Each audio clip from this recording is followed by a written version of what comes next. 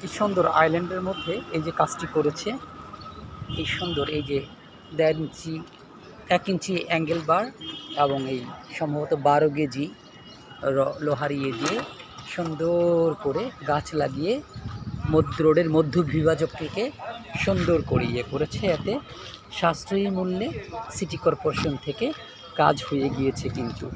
কিন্তু আমাদের দেশে দেখা যায় বেশিরভাগ সময়ই গ্রিল দিয়ে মাঝখানে আটকে দেওয়া হয় জনগণ যেন ওপার থেকে ওপার যেতে না হয়।